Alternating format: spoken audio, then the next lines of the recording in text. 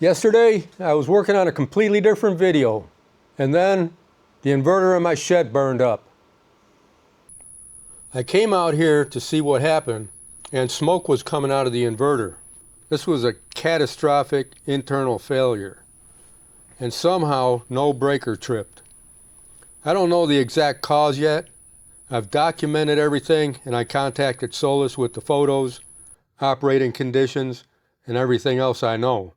I'm not going to guess and present that as a conclusion, but there's already a very important lesson here.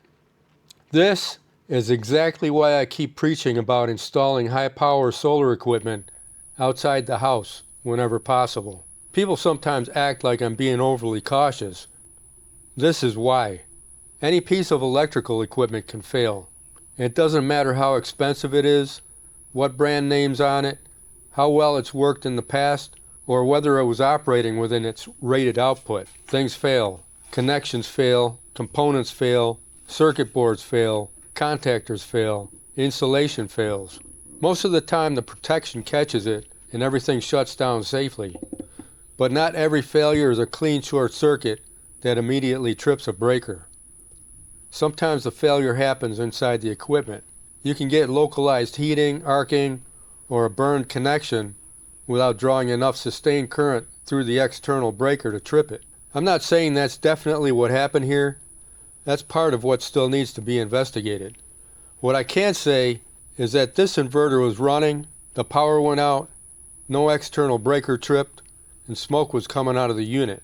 Had this inverter been mounted inside my house, that exact same failure would have happened inside my house. I'm also glad I was here when it happened. I noticed the power was out, came out to investigate, and found the smoke. That brings up another problem with remote power buildings. Physical separation protects the house, but you still need a way to detect the problem in the detached building. At minimum, I think buildings like this should have smoke detection. A heat detector may also make sense, especially in dusty shops or equipment sheds where a normal smoke detector could cause nuisance alarms. The alarm also needs to be loud enough to hear or connected to some type of remote notification system. A camera is useful, but a camera can't detect smoke unless someone happens to be watching it. Power monitoring is useful, but it may only tell you that the inverter stopped working. The system needs some way to alert you that the building's filling with smoke or getting dangerously hot. That's something I'm going to have to improve here after this failure. Later, depending on what Solis says, we may do a much deeper teardown and look at the exact failure path.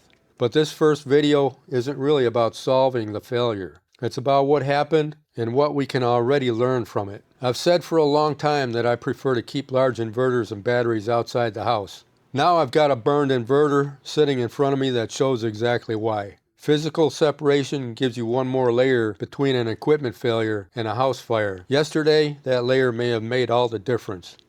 The shed could have burned down, the inverter's probably destroyed, the system's offline, and now I've got major repair and investigation ahead of me. But the house is still standing, and that's the point.